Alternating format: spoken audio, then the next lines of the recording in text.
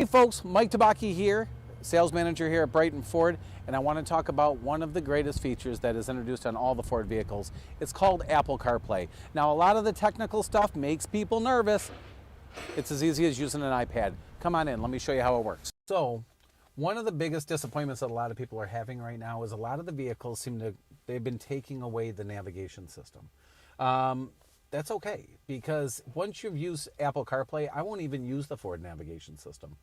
What happens is we use our cell phones all the time, all day long, and they're easy for us to use. Just think of the exact same thing, except now it's just going through your truck. Let's check them out. Okay, so this is what the Apple CarPlay should look like right off the bat. It's going to give you certain apps. You can't use all the apps. They don't want you playing Tetris as you're driving down the road. But they will give you certain apps that you're able to use. So here right here is Google Maps that I use with my iPhone. Or my favorite, I actually use Waze. So I'll pop up Waze. Here's where I am. I can set a destination here and go step by step through there.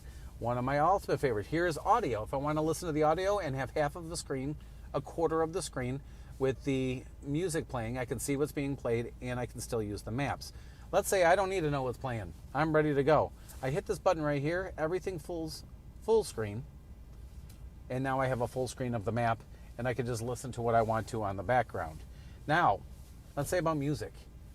You have your satellite radio, your subscription expires. You want to figure out what to do. Go back to these little bars. This is my regular music that I have on my phone.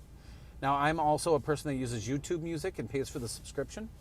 If you noticed on there, there's Sirius Radio, so even if you just pay for the app and not the app through the car system, you can still use satellite radio right through there. So I'm going to pull up YouTube Music.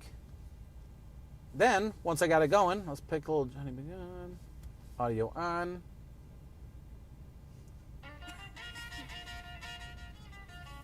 And then I go back to Waze.